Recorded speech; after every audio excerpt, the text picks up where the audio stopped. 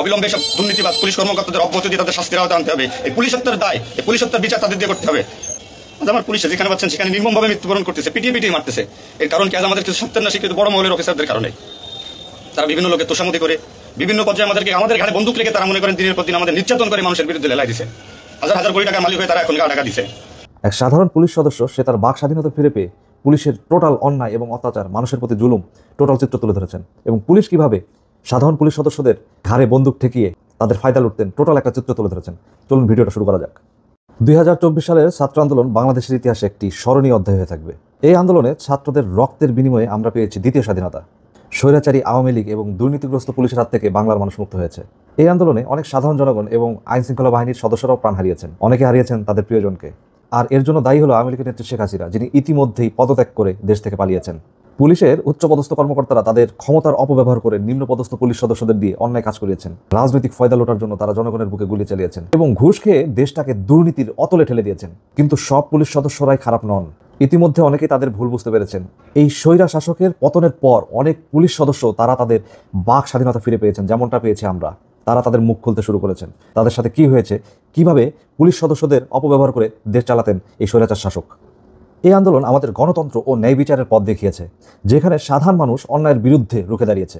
যেসব সাধারণ পুলিশ সদস্য উচ্চপদস্থ কর্মকর্তাদের আদেশে অন্যায় কাজ করে আসছিলেন, তারা এখন নিজেদের ভুল বুঝতে পেরেছেন। তারা নিজেদের অতীতের অন্যায়ের জন্য দেশবাসীর কাছে ক্ষমা চেয়েছেন। এই পুলিশ সদস্যরা এখন সুন্দর দেশ গড়ার লক্ষ্যে নিজেদের ভুল থেকে শিক্ষা নিয়ে নতুন পথ বেছে নেওয়ার জন্য জনগণের কাছে ক্ষমা চেয়েছেন। আপনাদের সামনে কিছু গুরুত্বপূর্ণ কথা এবং কিছু অনুমেয় কষ্ট এগুলো বলার জন্য এসেছি। আমি একজন পুলিশ সদস্য।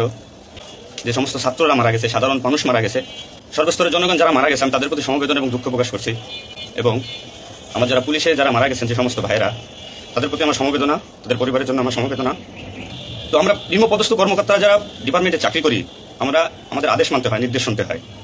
আজ দেখেন যে সাধারণ শিক্ষার্থীরা মারা গেছে, পুলিশ যারা মারা গেছে তারা সব নিম্নপদস্থ কর্মকর্তারা, যারা আদেশ দিচ্ছেন, নির্দেশ দিচ্ছেন, তারা কিন্তু কেউ মারা যায় নাই।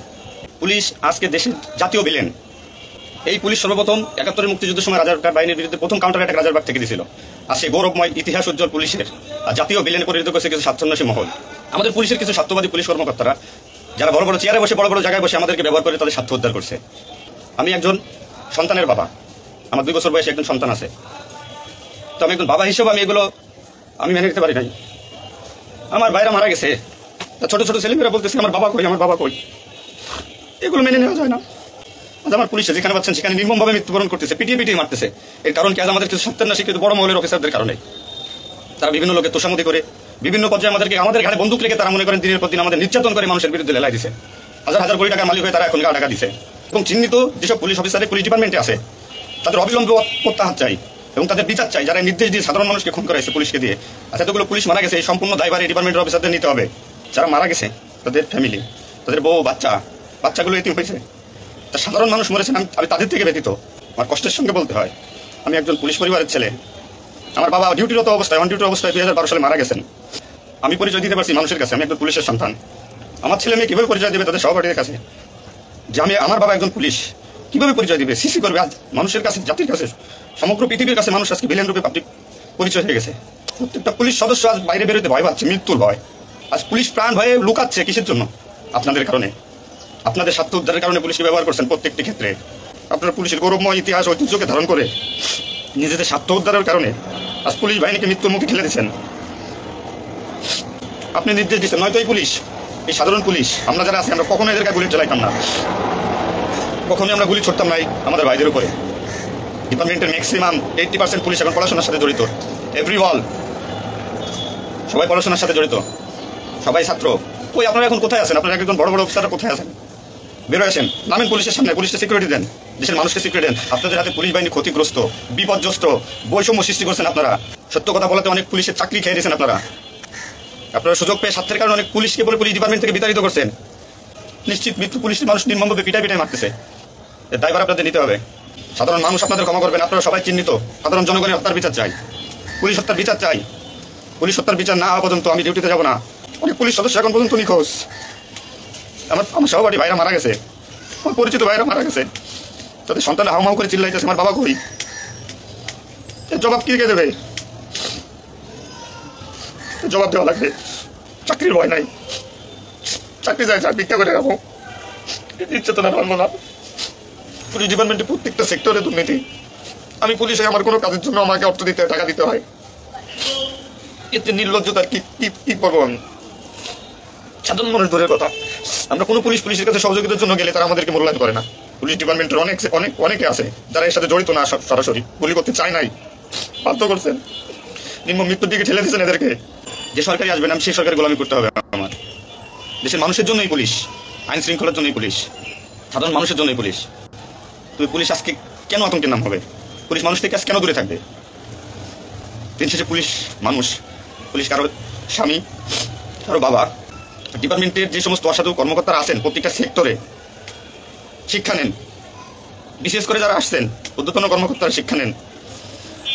আজ আপনাদের স্বার্থের কারণে, আপনাদের কারণে আজ ডিপার্টমেন্টের এই অবস্থা। তছনছ হয়ে গেছে পুলিশ ডিপার্টমেন্ট। আমি তো বেঁচে আছি, তারা মারা গেছে, কি নির্মমভাবে মারা গেছে, মেরে ফেলছেন আপনারা। পুলিশ বাহিনীরা যারা আক্রান্ত করছেন, আপনাদের বিচার করবো, আপনাদের বিচার হবে। সবকিছু দায়ভার আপনাদের। ঘুমাইতে পারি না এই কয়দিনে, ভয়তে, চিন্তায়। মারা যাওয়া পুলিশের ছেলেমেয়েরাও চিৎকার করে বলতেন আমার বাবা কই। সহ্য করার মতো না, মানুষ হিসেবে সহ্য করার মতো না। পুলিশকে যারা মুখোমুখি করে যে সন্ত্রাসী বানাইছেন, নির্বিকারে পুলিশ মারাইছেন, এই নির্দেশদাতাদের বিচার চাই আমি। এবং দেশের আইন শৃঙ্খলা পরিবেশ নিয়ন্ত্রণে আনতে সর্বপ্রথমে পুলিশ বাহিনীকে সুশৃঙ্খল করতে হবে। আমার অনুরোধ সবার কাছে যে আপনারা পুলিশকে খারাপ চোখে দেখবেন না। যে আমরা যারা নিম্নপদস্থ কর্মকর্তারা আছি, যারা চাকরি করতেছি, আমরা আদেশের গোলাম। আমাদের যেভাবে আদেশ দেয়, যেভাবে নির্দেশ দেয়, আমরা ওইভাবে কাজ করি, ওইভাবে আমাদের চলতে হয়। যে ভীতি, না মানলে চাকরি চলে যাবে, যাক, এই চাকরির প্রতি আর এখন কোনো নাই। তো আমার একটা অনুরোধ, আগে পুলিশ বাহিনীটাকে সুশৃঙ্খল করুন, আইন শৃঙ্খলা সুশৃঙ্খল করবেন। এবং আপনারা যারা সাধারণ মনে করতেছেন পুলিশ ঘৃণিত, পুলিশ অপরাধী, হ্যাঁ পুলিশ অপরাধী। পুলিশ অপরাধ করছে তার চাকরি বাঁচানোর জন্য, এবং তার মাসুল পুলিশকে দিতে হয়েছে জীবনের বিনিময়ে। যে বর্তমান পরিস্থিতির উপরে আমি একটা কথা বলবো, সর্বস্তরের মানুষকে দেশটাকে আবার সুন্দরভাবে গড়তে হবে, এটাই সবচেয়ে বড় কথা। আপনারা যারা পুলিশে আছেন, আপনারা সুশৃঙ্খল হন, মানুষের প্রতি আনুগত্য হন এবং শিক্ষা নেন। এত বড় একটা স্বাধীনতা না হইলে এটা মানুষ কখনো বুঝতো না, বা আমরা পুলিশটা বুঝতাম না যে আমাদের অর্জন কি, আমাদের মানুষের আস্থা কি আমাদের উপরে, বা আমাদের কি করা উচিত। পুলিশের প্রত্যেকটা সেক্টরে দুর্নীতি, এই দুর্নীতিবাজদের ধরিয়ে দেন। এদের ধরাই না দিতে পারলে পুলিশ ডিপার্টমেন্ট কোনোদিন শুদ্ধ হবে না। পুলিশ কখনো মানুষের দুশ্মন নয়, পুলিশ মানুষের শত্রু নয়, পুলিশ মানুষের বন্ধু, জনগণের বন্ধু। এটা আমরা প্রমাণ করবো। এই মানসিকতা নিয়ে তৈরি হন আগামী দিনে নতুন পুলিশ বাহিনী গড়ার জন্য।